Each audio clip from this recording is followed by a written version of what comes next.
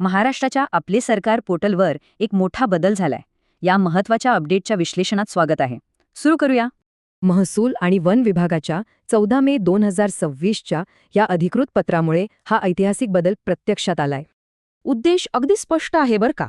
प्रशासकीय सेवांसाठी आता त्या किचकट प्रतिज्ञापत्राची अजिबात गरज उरलेली नाही.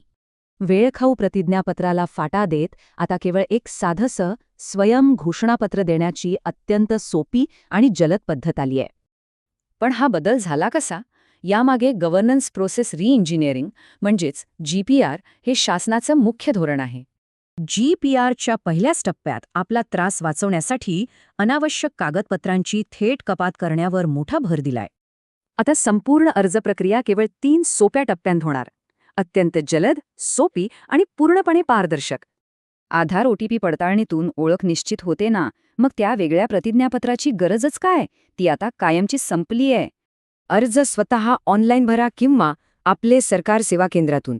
ही नवी आणि सोपी पद्धत सगळीकडेच लागू असेल. सर्वात भारी गोष्ट म्हणजे केवळ शपथपत्र नाही म्हणून अर्ज नामंजूर करण्याचे प्रशासकीय अधिकार आता पूर्णपणे संपलेत.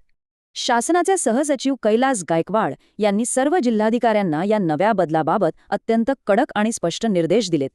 यापुढे सर्व दुय्यम अधिकारी आणि सेवा केंद्र चालकांना या नव्या सुलभ नियमांचं तत्काळ पालन करणं बंधनकारक आहे. प्रतिज्ञापत्र तर इतिहास जमा झालं.